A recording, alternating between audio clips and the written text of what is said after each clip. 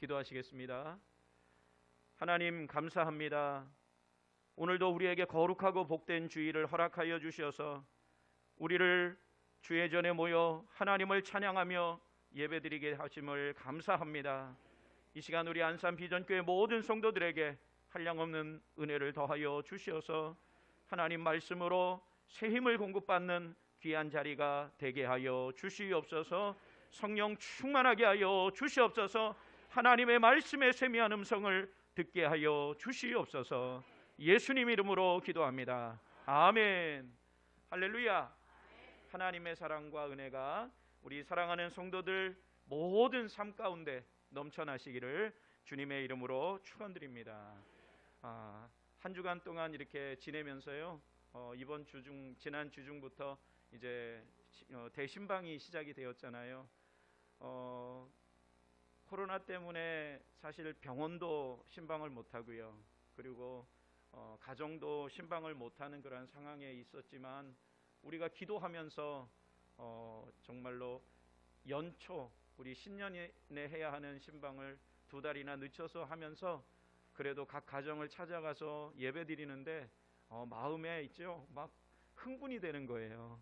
그래서 말씀을 전하는데 하나님께서 그 말씀대로 우리 성도들 가정에 그대로 되기를 간절히 기도하면서 어찌되었든 이번 춘계 대축복 신방이 우리 성도들 가정에 축복이 되고 또 악한 영의 권세가 떠나가고 문제가 해결되어지는 기적의 역사들이 일어나시기를 주님의 이름으로 축원드립니다. 또 오늘 이 말씀을 통해서요, 기도의 사람 느헤미야, 저는 기도의 사람 우리 성도들의 이름을 넣었으면 좋겠다 싶었어요. 자기 한번 이름을 한번 넣어보세요. 기도의 사람, 시작. 기도의 사람 석현이. 네, 이상하네, 석현이 하니까요. 기도의 사람 우리 모든 성도들이 되어지시기를 주님의 이름으로 축원드립니다. 하나님께서는요, 결국 그 영적으로 기도하는 사람들, 믿음의 사람들을 하나님께서는 사용하여 주시는 줄 믿습니다. 우리 구약 성경에도 그렇고요, 신약 성경에도 많은 인물들이 있어요. 그런데 그 인물들 가운데 결국 기도하는 사람을 하나님께서 사용하세요. 믿으시죠? 우리가 기도하는 내 이름을 넣어서요, 제 이름을 넣지 말고 자기 이름을 넣어서 한 주간 동안도 또 올 2021년 쭉 한 해가 기도하는 그런 한 해가 되어지시기를 주님의 이름으로 축원드립니다. 자동차 광고를 보면은요, 새로운 그런 신 제품이 이렇게 나올 때 광고를 이렇게 보면은 항상 자동차 그 예쁘게 생긴 그 자동차가 때로는 그 거친 그런 산악을 다니기도 하고, 그리고 또 악천후의 그 길을 달립니다. 그러고 나서도 아주 그 아무런 문제 없이 딱 서서 자기 회사의 자동차가 이렇게 멋지고 잘 나가고, 그리고 아무런 문제가 없다는 것을 이미지화해서 광고를 하는 것을 보게 되어집니다. 자동차뿐만 아니라 물건을 만들어서 판매하는 그런 회사들이요, 그 TV 광고를 내보낼 때에는 제일 먼저 하는 것이 자기 회사 물건이 다른 회사 물건보다 더 예쁘고 품질도 좋고 하더라도 그런 이미지를 이렇게 보여줍니다. 그래서 소비자로 하여금 자기 회사 물건을 많이 사도록 만들지요. 저는 오늘 이 말씀을 묵상하면서요, 그 하나님께서도 우리 히브리서 12장 1절 말씀에 보면은 구름같이 둘러싸인 허다한 증인들 앞에서요, 하나님을 잘 섬기고 믿음을 지키고 기도하면서 이 땅의 고난과 역경을 이겨낸 욥과 같은 그러한 신앙을 가지고 끝날에 승리의 삶을 살다가 하늘나라에 가면 하나님께서 그 허다한 구름같이 둘러싸인 허다한 그러한 증인들 앞에서 아마 그 믿음을 지키고 온 그 사람을 자랑할 것 같아요. 자기 회사 물건을 자랑하듯이 우리 하나님께서도, 우리 예수님께서도요, 이 아무개가 세상에서 많은 어려움이 있었지만 믿음을 지켰다. 그리고 끝까지 우리 하나님을 바라보면서 낙심하지 않고 주님을 경배하는 삶을 살았다. 이렇게 아마 그 많은 증인들 앞에서 말할 거예요. 그러면서 아마도 천국에 가봐야 알겠지만 말이에요, 생명의 면류관, 의의 면류관, 그 하나님이 준비하신 그 면류관을 그 머리에 씌워줄 것 같아요. 저는 우리 안산 비전교회 모든 성도들이 그런 은혜가 있으시길 주님의 이름으로 축원드립니다. 그런 마음으로 우리가 신앙생활하면 우리가 드리는 이 예배는 분명히 축제가 될 줄 믿습니다.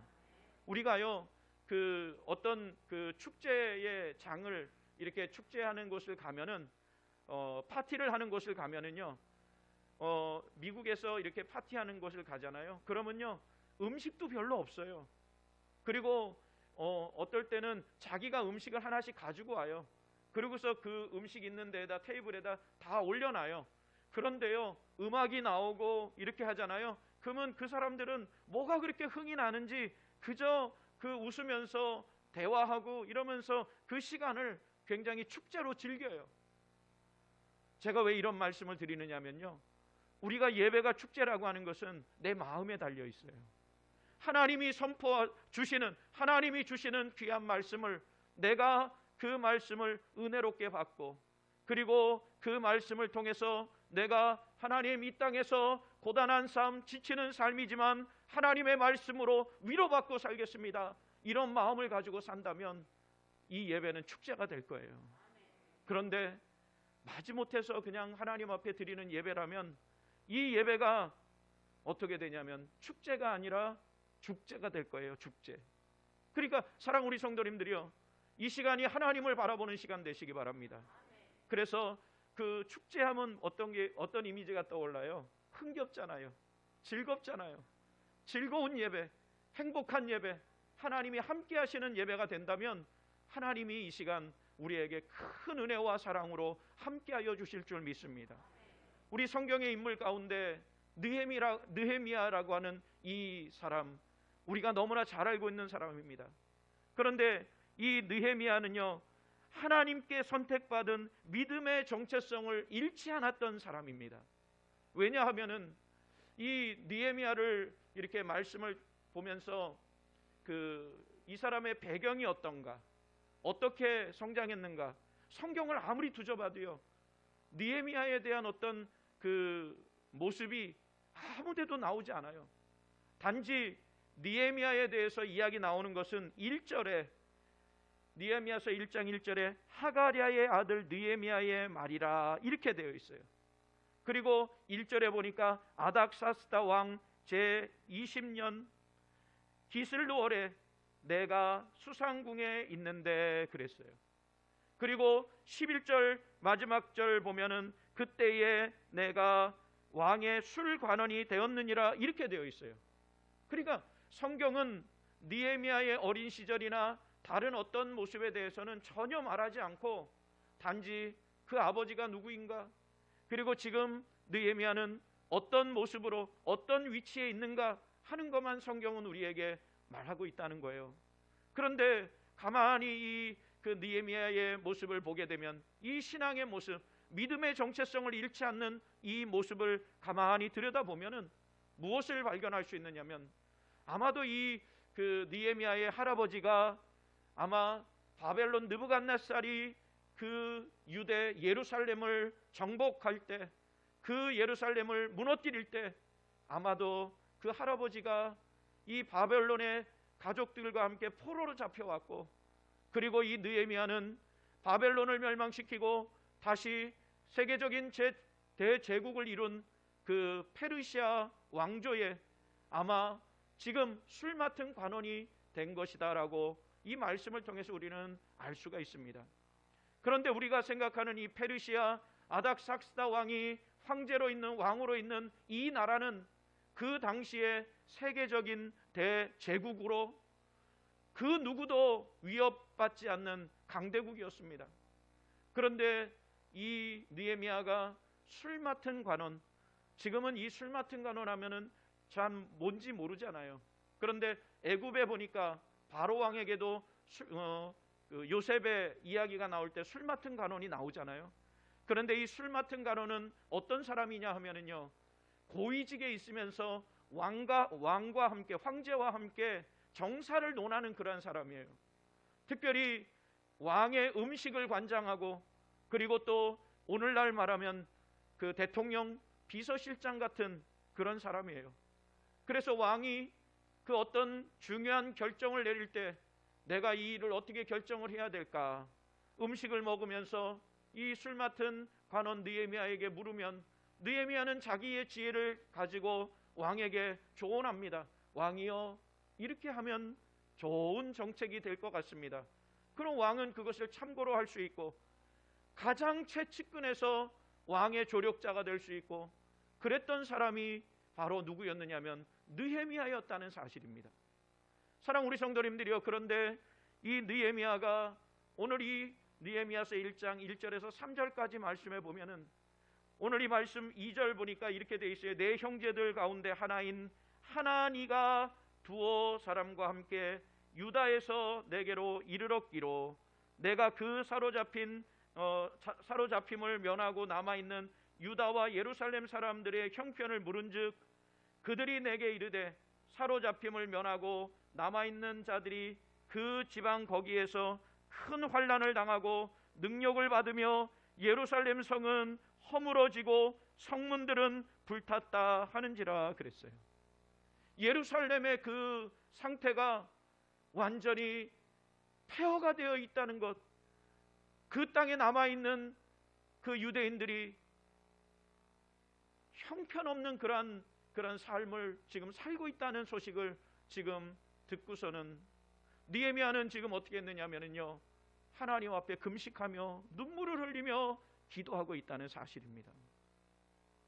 저는 이 말씀을 보면서 느헤미야는 아마도 자라나면서 참으로 하나님을 알았고, 하나님의 그 신앙에, 하나님이 주시는 그 민족에 대한 신앙의 정체성을 알고 믿음으로 살았던 사람인데, 하나님께서 그에게 지혜를 주셔서 대제국 페르시아의 고위 관리가 되는 그런 영광을 맞이하게 되었던 것입니다. 사랑 우리 성도님들이요, 이러한 이 느헤미야, 하나님 앞에 눈물로 금식하며 기도하는 이 느헤미야, 그런데 이 느헤미야의 기도는 어떤 기도였던가, 어떤 기도였는가, 저는 이 본문 말씀을 통해서 살펴보고 우리 모든 성도들도 느헤미야와 같은 기도의 삶을 살면 반드시 하나님께서 우리도 높여주시고 또 우리 교회도 평안하여 든든히 서가도록 만들어 주실 줄 믿습니다. 그 은혜가 넘치시기를 바랍니다. 그럼 느헤미야는 어떤 기도를 하나님 앞에 드렸는가? 첫 번째, 우리 다 같이 한번 읽어볼게요. 시작. 느헤미야의 기도는 하늘의 하나님께 목적이 있는 기도를 하였습니다. 우리 4절과 5절 말씀 다 같이 읽어보겠습니다. 4절 시작. 내가 이 말을 듣고 앉아서 울고 수일 동안 하며 하늘의 하나님 앞에 금식하며 기도하여 이르되 하늘의 하나님 여호와 크고 두려우신 하나님이여, 주를 사랑하고 주의 계명을 지키는 자에게 지키시며 긍휼을 베푸시는 주여 간구하나이다. 아멘. 여기 말씀해 보면요, 느헤미야는 누구에게 기도하느냐면 하늘의 하나님께 기도하고 있어요. 그런데 분명한 뭐가 있느냐면 목적이 있다는 거예요. 이 말씀 속에는요, 이미 우리 3절과 4절 이 말씀에 보면은, 4절 말씀에 보면 내가 이 말을 듣고 앉아서 울고 수일 동안 뭐 했어요? 슬퍼하며 뭐 했어요? 금식하면서, 수일 동안 금식하면서 하늘의 하나님께 지금 기도하고 있어요. 그런데 이 느헤미야의 이 기도는요, 그냥 슬퍼하면서 기도하고 그것으로 끝, 이렇게 된 것이 아니에요. 성경을 보면은요, 지금 이미 2절에서 3절에서 그 예루살렘의 상황을 듣고 4절에서 하나님 앞에 금식하며 슬퍼하며 기도하는 중에 자기의 마음이 어떻게 해야 된다는 것을 이미 결정하고 하나님의 뜻을 구하고 있다는 사실이에요. 우리 11절 마지막 절 다시 한번 보시기 바랍니다. 11절 우리 다 같이 한번 읽어볼게요. 시작. 주여 구하오니 귀를 기울이사 종의 기도와 주의 이름을 경외하기를 기뻐하는 종들의 기도를 들으시고 오늘 종이 형통하여 이 사람들 앞에서 은혜를 입게 하옵소서 하였나니 그때에 내가 왕의 술관원이 되었느니라. 아멘. 사랑 우리 성도님들이요, 느헤미야는요 지금 자기 마음대로 이렇게 움직이고 이럴 수 있는 상황이 아니에요. 왜 그러냐면 지금 이 느헤미야는 왕을 수종드는 사람이에요. 왕의 명령에 따라 움직이는 고대 사회 속에서는요, 내가 이렇게 하고 싶다고 할 수 있는 것도 아니고 결국에는 왕의 승낙을 받아야 되는데, 지금 이 느헤미야는 뭐 하기를 원하는 거냐면 지금 이미 예루살렘에 가서 성벽을 재건하여서 민족을 회복시키려고 하는 것이 자기의 뭐예요? 사명으로 생각하고 있는 거예요.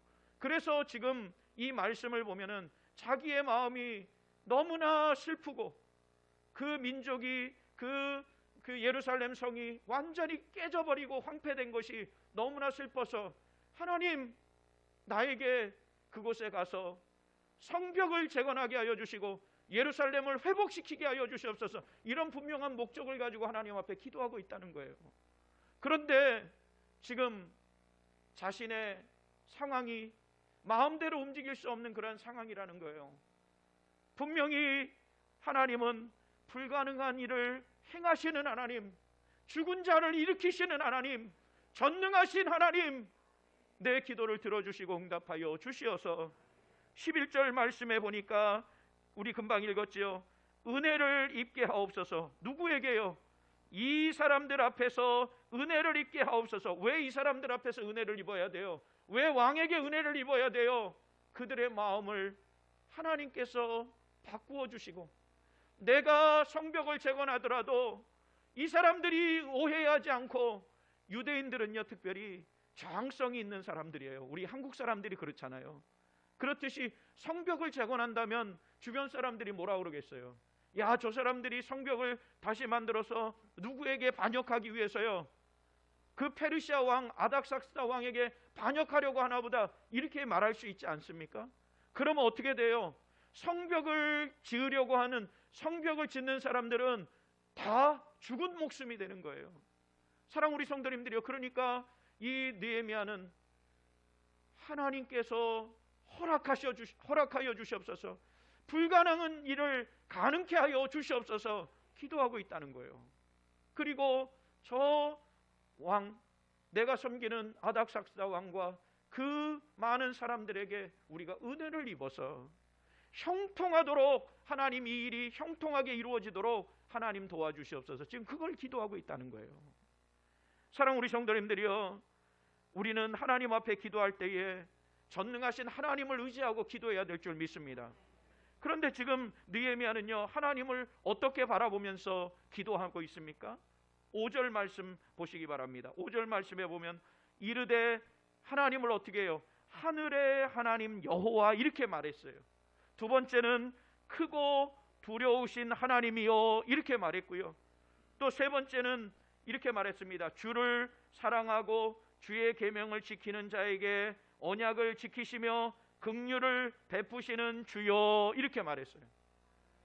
이게 뭐냐면요, 이 느헤미야는 분명한 하나님의 그 기도의 대상을 분명하게 알고 지금 기도하고 있다는 사실이에요.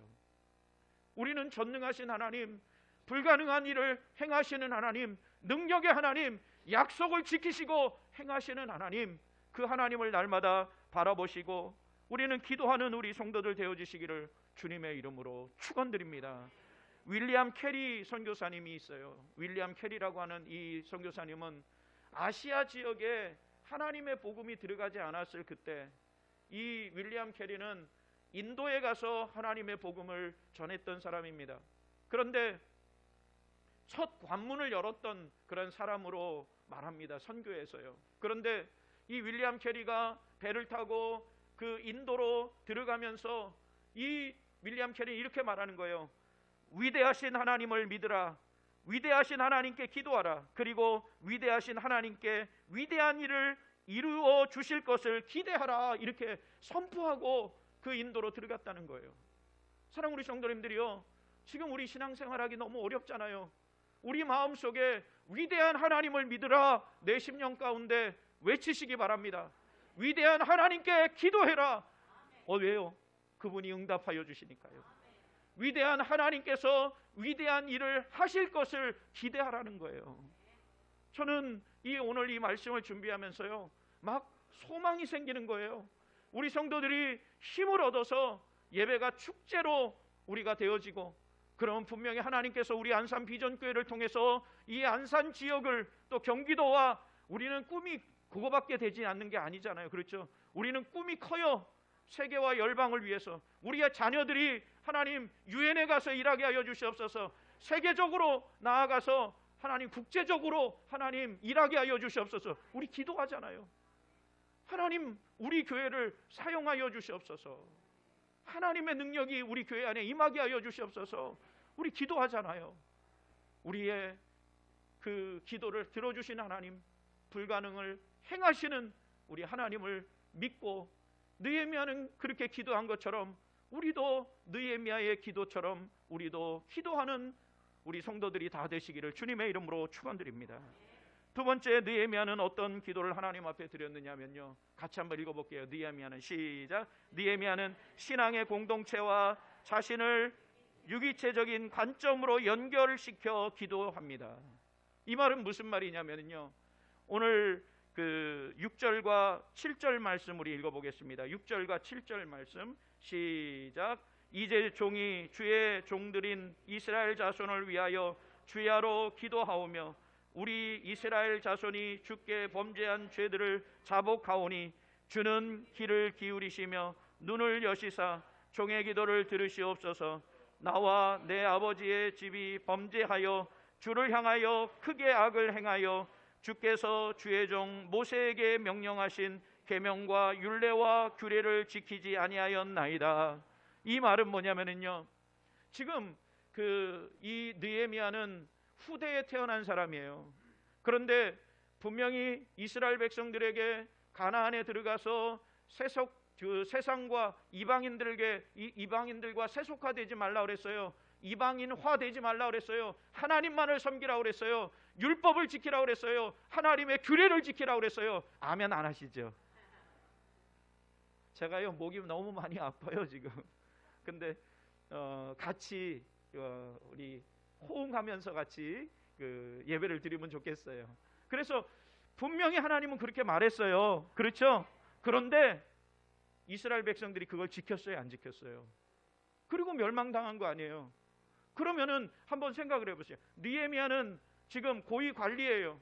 무관심하고 내 삶만 아니 그 영적으로나 아니면 내 그 삶이 편안하면 되잖아요. 그러면 그게 좋은 거 아니에요? 그런데 왜 지금 느헤미야는 세상 말로 뭐가 넓어요? 지금 그렇게 지금 왜 할 필요가 있겠어요? 도대체 느헤미야는 어떤 마음이 있길래 도대체 고생을 사수하려고 이러는 건가? 그것은 느헤미야의 마음속에는 뭐가 있었느냐면요, 신앙의 공동체, 하나님의 선택받은 하나님의 백성들, 과거의 하나님의 명령을 지금 거역하여서 멸망당하여 지금 바벨론 또 페르시아에 지금 포로로 잡혀가서 지금 눈물의 그 고난에 눈물의 떡을 먹고 있는, 눈물의 빵을 먹고 있는 그런 상황이지만, 그러나 우리 조상들의 죄가 누구의 죄라는 거예요? 느헤미야는 나의 죄라는 거예요. 그러니까 조상들이 지었던 그 죄를 자신이 지은 죄로 여기고, 지금 이 말씀은 뭐냐면 6절과 7절은 회개하고 있다는 사실이에요. 여기 보면 우리 이스라엘 자손이 주께 범죄한 죄들을 자복하오니, 누가 자복하는 거예요? 느헤미야 자신이 자복하는 거예요. 아니 네가 지은 죄가 아니잖아. 그런데 느헤미야는 그 죄가 내가 지은 죄라고 말하고 있는 거예요. 사랑하는 우리 성도님들이요, 우리 모든 성도들은요 신앙 안에서 유기적인 관계예요. 우리 교회는 유기적인 교회예요. 건물이 아니고 이 안에 영적인 하나님의 놀라운 역사가 살아서 움직이는 그런 교회예요. 우리가 이 땅에서 신앙생활하다가 주님을 만나서 은혜 받고 주님 부르시면 천국에 가면요, 또 이 교회 안에 다른 후세대들이 또 말씀의 은혜를 받고 계속해서 살아서 움직이는 거예요. 우리의 신앙은 지금 이것으로 끝나는 것이 아니라 분명히 모든 사람들이 하나로서 유기적인 관계로서 나아가는 거예요. 왜 우리가 나라와 민족을 위해서 기도합니까? 왜 우리가 세계와 열방의 선교를 위해서 기도합니까? 왜 우리 성도들 가운데 고난이 생기고 질병이 생기면 왜 우리 다 같이 우리 아픔을 당한 성도를 위해서 기도하십시다 해서 같이 그렇게 울면서 같이 기도합니까? 나하고 전혀 상관없는 일이잖아요. 왜 그렇게 기도합니까? 그것은 우리 모든 성도들이 어떻게 해요? 유기적인 관계로 연결됐기 때문에 그런 거예요. 누구로 인해서요? 주님의 십자가의 보혈의 은혜로 인해서 우리는 한 영적인 성도요, 또 형제요, 자매로 주님의 보혈의 십자가로 우리는 묶였다는 거예요. 그러니까 우리는 함께 기도하고 함께 신앙의 공동체를 이루어 간다는 거예요. 지금 느헤미야는 그것을 지금 뼈저리게 느끼는 거예요. 신앙의 공동체, 하나님이 선택하여서 그 은혜를 주신 그 신앙의 공동체를 회복시켜야 되는 것이 지금 자신의 사명이고, 그것이 하나님이 이 느헤미야를 아닥삭스다 왕의 술 맡은 관원으로 고위 관료로 세운 하나님의 뜻이 있는 것으로 자기는 생각하고 있는 거예요. 우리는 믿음으로 세상을 바라보시기 바랍니다. 우리가 유기적인 관계라는 것을 우리가 깨닫는다면 우리 내 옆에 있는 성도들이 너무나 소중한 거예요. 한 분 한 분이 얼마나 소중합니까? 사랑으로, 섬김으로 대할 수밖에 없지 않습니까? 우리 안산 비전교회는 하나 되기를 원합니다. 믿음으로 하나 되기를 원합니다. 성령으로 하나 되기를 원합니다. 아픔을 당한 성도들을 위해서 우리가 기도하고 위로하고 격려하고, 그래서 우리는 항상 예배가 축제가 되고 믿음으로 우리가 든든히 서가는 우리 성도들 되어지시기를 주님의 이름으로 축원드립니다. 지금 느헤미야는요, 그래서 수일을 눈물을 흘리면서 금식하며 하나님 앞에 기도하는 거예요. 우리는 믿음으로 영적인 무관심 속에 사는 것이 아니고요, 우리 뉴스에 들어보면은 우리 민족 지금은 뭐 할 때입니까? 나라와 민족을 위해서 눈물로 기도해야 될 때예요. 신앙에서 점점 멀어지는 이 안타까운 모습, 나라의 경제, 나라의 정치, 나라의 문화, 나라의 교육, 이러한 것이 그 교회의 그 영적인 그런 부흥이 있을 때 함께 올라가지 않았습니까? 영적인 흐름은 그래요. 미국의 이렇게 타락의 길을 걸어가는 그 분기점을 언제냐면요, 케네디 대통령이 1964년에 공립학교에서 성경교육을 폐쇄시켜요. 그 이후로 미국 젊은이들은요, 히피족이 나오고 그 타락의 길을 걸어가는, 마약에 중독되는 그런 것들, 이것이 굉장한 중요한 영적인 흐름에서의 굉장히 중요한 분기점으로 보고 있어요. 사랑하는 우리 성도님들이요, 지금은 우리가 이 코로나19 이 전염병으로 인해서 교회는 더욱더 피폐해져 가고 젊은 청년들은 소망을 잃어가고 너무나 힘든 이러한 상황 속에서 우리는 하나님 앞에 깨어 기도해야 될 때인 줄 믿습니다. 느헤미야와 같이 눈물로 하나님 앞에 탄식하며 하나님 앞에 기도하며, 하나님 우리 민족 살려 주시옵소서. 이 땅에 다시 한번 하나님 영적 부흥이 일어나게 하여 주시옵소서. 그것만이 우리 민족이, 우리 성도들이, 우리 민족이 하나님 살아갈 길입니다라고 하나님 앞에 절규하면서 우리가 기도해야 될 때가 지금이라는 사실이에요.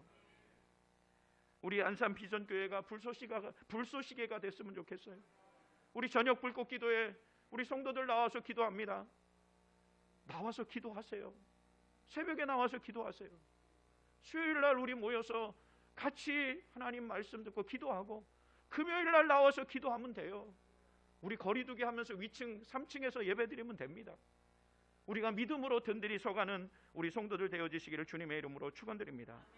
세 번째, 느헤미야는 어떤 기도를 하나님 앞에 드렸느냐 하면요, 하나님의 회복의 약속을 의지하여서 기도했어요.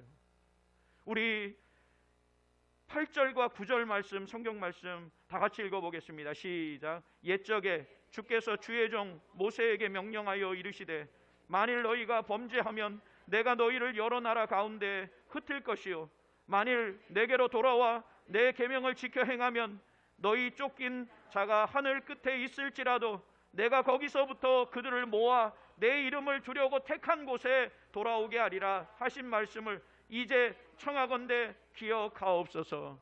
지금 느헤미야는요, 이 느헤미야는 누구를 무엇을 의지하느냐면 하나님의 말씀의 약속, 회복시키신다는 약속을 의지해서 지금 기도하는 거예요. 이미 우리 조상들이 하나님의 말씀에, 여기 그래서 옛적에 그렇게 했죠. 옛적에 우리 조상들이요, 모세가 그 하나님으로부터 받은 하나님의 말씀, 율법, 규례, 이것을 어겨서 그들이 어떻게 됐어요? 8절에 하반절에 보니까 여러 나라 가운데 흩어졌어요. 그런데 9절에 보니까 만일 내게로 돌아와 내 계명을 지켜 행하면 너희 쫓긴 자가 하늘 끝에 있을지라도 내가 거기서부터 그들을 모아 내 이름을 두려고 택한 곳 어디예요? 예루살렘이에요. 그곳으로 돌아오게 하겠다고 하신 하나님, 그 약속을 지켜 주시옵소서. 그것을 믿고 기도하는 거예요. 사랑하는 우리 성도님들이요, 우리가 아이가 생일이 될 때 약속을 해요. 내가 아빠가 있지, 너 생일, 요번 생일에는 아빠가 자전거 한 대 사줄게. 그러니까 이 아이는요, 눈이 빠지게 기다리는 거예요. 내 생일만 되면 아빠가 자전거 사준다 그랬다. 근데요, 아침에 아빠가 사다 놨나 하고 생일을 맞아서 눈을 딱 떠서 집안을 들어봐도 자전거가 없어요. 엄마는 그냥 미역국 한 그릇으로 때우려고 그냥 미역국 한 그릇으로 이렇게 그래요. 아, 점심 먹고 아빠가 사오겠지. 점심이 지나도 아빠는 자전거 사올 생각도 안 하고, 그리고 아빠가 그 저녁에 그러면 사주겠지. 저녁이 돼도 자전거는 눈에 보이지 않아요. 그러니까 저녁 먹고 나서 이 아이가 그냥 으아 하고 울어버리는 거예요. 그러니까 아빠하고 엄마는 왜 생일날 왜 이 좋은 날 왜 우니? 그랬더니 아빠는 거짓말쟁이야 하고 소리를 지르면서 우는 거예요. 아빠는 영문도 모르고 아빠가 너한테 약속을 다 지켜왔는데 왜 거짓말쟁이라고 소리를 치니? 아빠가 내 생일날 자전거 사준다 그랬잖아 하고 하면서 우와 하고 우는 거예요. 그때서 생각이 났지 뭐예요. 그래서 그 다음날 어떻게 했어요? 자전거를 사다 줬어요. 사람은 이래요. 약속을 하고도 금방 머릿속에서 잊어버려요. 그런데 우리 하나님은 그 약속하신 것을 결코 잊지 않는 하나님이세요. 그래서 이 말씀 속에서 느헤미야 선지자는, 느헤미야는 지금 하나님, 우리 민족이, 우리 이 사람들이 열방에 흩어져서 고난의 떡을 먹고 있지만 지금 하나님을 섬깁니다. 하나님께서 약속하신 그 약속, 70년 뒤에 다시 예루살렘으로 돌아가게 하실 것, 다시 예루살렘을 회복시키겠다고 하신 그 약속, 하나님 지켜주시옵소서. 그것을 믿고 기도하고 있다는 사실이에요. 우리 사랑하는 우리 성도님들이 우리 말씀을 의지해서 하나님 앞에 기도해야 될 줄 믿습니다. 하나님의 말씀만이 정말로 진실하시고 능력이 있는 그런 하나님의 말씀이 되어진다는 사실이에요. 제가 말씀을 준비하면서요, 옛날에 이런 읽었던 책들을 이렇게 보게 돼요. 우리 조지 뮬러, 이거 제가 퀴즈를 내려고 그랬는데요, 그 시간이 없어서 제가 그냥 밝히고서 제가 말씀드릴게요. 조지 뮬러라고 하는 이 사람은요, 그 5만 번 기도 응답 받은 사람이잖아요. 그런데 이 사람은요, 처음부터 그렇게 기도에 능력이 있는 사람이 아니었어요. 이 사람은 10살 되기 전에 아버지 주머니에서 돈을 습관적으로 훔쳐왔다고 그래요. 그리고 14살 때에는 어머니가 돌아가시던 날에도 술집에 가서 술을 먹고 있죠. 취해서 흥청망청 도박하다가, 그리고 어머니 돌아갔다는 소리를 듣고 집으로 돌아갔다고 그래요. 그리고 또 그 16살 때에는 호텔에 숙박했다가 그 돈 안 내고 도망갔다가 그 이 사람이 한 달 동안 그 감옥에 살기도 하고요. 그런데 이 사람이 20살 때 신학교에 갔는데도 불구하고 이 조지 뮬러가 음란하고 추악한 그러한 행동을 하면서 신학교를 다녔다고 그래요. 그러면서 이 독일에서는 이 조지 뮬러가 있던 이 시대는 아무나 설교를 하는 그러한 시대가 아니었어요. 신학교를 다니면서 설교를 할 수 있는 허락을 받아야 강단에 서서 설교를 할 수 있는 그런 시대예요. 그냥 아무나 설교하다가 그것이 자격이 없는 사람이 설교한 사람이 설교를 하면 잡혀가는 그런 시대였다는 거예요. 그런데 이 조지 뮬러가 신학교를 다니면서 설교할 수 있는 그런 허락을 받는데 얼마나 기뻤겠어요. 그런데 조지 뮬러는 고백하는 거예요. 나는 전혀 기쁘지 않았다. 왜냐하면 그 안에 주님이 없었기 때문에. 그런데요, 얼마 뒤 20살 20대 때 자기 친구 베라라고 하는 친구와 함께 공원을 가다가 베라라고 하는 사람이 친구가 나 있잖아, 지금 기도 모임 가야 되는데 너 같이 갈래? 그래서 같이 가요. 그곳에서 설교할 수 있는 사람이 없기 때문에 설교문을 가지고 같이 서로 돌아가면서 같이 읽고 찬양하면서 기도하는 그 모임에서 이 베라라고 하는 사람이 기도를 인도하면서 그 말씀을 읽고 그리고서 기도하는데 이 조지 뮬러가 거기에서 하나님의 큰 은혜를 체험하게 되었다는 거예요. 그러면서 이 조지 뮬러는요, 어떤 사람이 되었느냐면요, 10,000명이 넘는 독일 사람인데 영국에 가서 고아원을 만들어서 10,000명이 넘는 그 고아를 돕는 그런 일을 감당하고 200명이 넘는 그 선교사님들을 후원하고, 그리고 이 조지 뮬러는요 32만 킬로미터를 여행하면서 복음을 전했다고 그러는 거예요. 사랑하는 우리 성도님들이요, 말씀으로 이 조지 뮬러가 깨닫지 못했으면은 이 사람은 여전히 그저 방탕하면서 살아가는 그런 사람이었을 텐데, 그가 기도회 모임 가서 설교문을 같이 나누어 읽는 그 가운데에서 누구를 만났냐면 주님을 만났다는 거예요. 사랑하는 우리 성도님들이요, 우리가 말씀을 통해서 하나님의 말씀의 약속을 믿고 기도할 때 분명히 하나님께서는 기적을 베풀어 주실 줄 믿습니다. 하나님의 역사를 이루게 되어진다는 사실이에요. 우리 교회가 그런 은혜가 있었으면 좋겠어요. 한 주간 동안 세상 가운데 살면서요, 우리 주님 만나기를 원합니다. 우리의 답답하고 지쳐있는 우리의 신앙이 회복되어지기를 원합니다. 하나님께서 우리 모든 성도들을 사랑하여 주시고 은혜로 붙들어 주실 줄 믿습니다. 먼저 영적인 문제가 해결되어야 돼요. 우리 심령의 예수 그리스도, 우리의 입술에서 하나님 감사합니다, 예수님이 나를 위해 십자가에 달려 돌아가셨어요. 내가 무엇입니까? 내 삶을 이렇게 안을 들여다보면 더럽고 추한 것밖에 없는데 뭐 때문에 나를 이처럼 사랑하여 주셨습니까? 하나님 은혜 주시옵소서.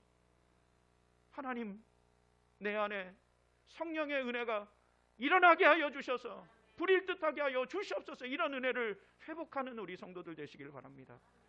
우리 이 시간 전능하신 하나님, 우리 이 찬양 같이 찬양하시고요, 같이 이 시간 우리 결단하는 시간 갖기를 원합니다. 하나님 내 안에 주님이 계시옵소서. 전능하신 나의 주 하나님은, 같이 찬양합니다. 능치 못하실 전혀 없네.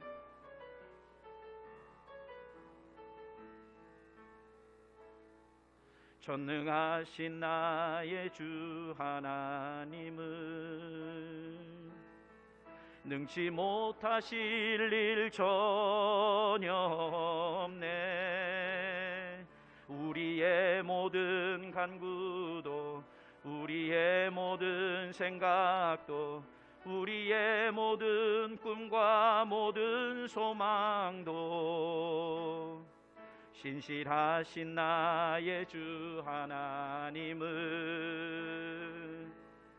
우리의 모든 괴로움 바꿀 수 있네. 불가능한 일 행하시고 죽은 자를 일으키시니 그를 이길 자 아무도 없네. 주의 말씀 의지하여 깊은 곳에 금을 던져 오늘 그가 놀라운 일을 이루시는 것 보라. 주의 말씀 의지하여 믿음으로 금을 던져 믿는 자에게 능치 못하. 우리 다시 한번 고백합니다. 전능하신 나의 주 하나님은 하신 나의 주 하나님 능치 못하실 일 전혀 없네. 능치 못하실 일 전혀 없네. 우리의 모든 간구도 우리의 모든 생각도 우리의 모든 꿈과 모든 소망도 신실하신 나의 주 하나님은 우리의 모든 괴로움 바꿀 수 있네. 아멘. 불가능한 일 행하시고 죽은 자를 일으키시니 그를 이길 자 아무도. 우리 두 손을 높이 들고 찬양합니다. 주의 말씀 의지하여 깊은 곳에 금을 던져 오늘 그가 놀라운 일을 이루시는 것 보라. 주의 말씀 의지하여 믿음으로 금을 던져 믿는 자에게 능치 못함없네. 주의 말씀 의지하여 말씀 의지하여 믿음으로 금을 던져 오늘 그가 놀라운 일을 이루시는 것 보라. 주의 말씀 의지하여 믿음으로 금을 던져 믿는 자에게 능치 못함없네. 우리 이 시간 다 같이 통성으로 하나님 앞에 말씀을 의지하여 하나님 앞에 기도합니다. 우리가 주의 말씀 의지하여 전능하신 하나님은 불가능한 일이 전혀 없으신 하나님이십니다. 하나님 아버지, 우리 심령 가운데 먼저 예수 그리스도가 임하게 하여 주시어서 하나님 영적으로 무디어졌던 내 심령에 성령의 담비를 부어주시고 우리가 치유되게 하여 주시옵소서. 회복되게 하여 주시옵소서. 주여 한번 부르짖고 다 같이 통성으로 기도합니다. 주여. 하나님 아버지 감사합니다. 하나님 아버지, 기도의 사람 느헤미야는 하나님 아버지 그저 자신 혼자만 하나님 잘 먹고 편안한 삶을 살 수도 있었습니다. 그러나 아버지 하나님, 저에게는 하나님이 주시는 사명과 하나님이 주시는 말씀과 그 말씀을 바라보았습니다. 하나님 아버지, 하나님 아버지, 우리에게 하나님 능력을 부어주시옵소서. 하나님 아버지, 무디어졌던 우리의 영성, 하나님 아버지 주님을 바라보지 못하는 우리의 심령을 하나님 아버지 불쌍히 여겨 주시어서 일어서게 하여 주시옵소서. 하나님 아버지 주님 바라보게 하여 주시옵소서. 우리 삶의 원망과 불평이 나오는 것이 아니라 하나님이 역사하여 주셔서 나를 위해 십자가에 돌아가신 예수님을 바라보며 감사가 나오게 하여 주시옵시고 회복이 나오게 하여 주시고 치유가 나타나게 하여 주시옵소서. 주여, 하나님 아버지 큰 은혜를 베풀어 주시어서 한 주간 동안도 승리의 삶 살게 하여 주시옵소서.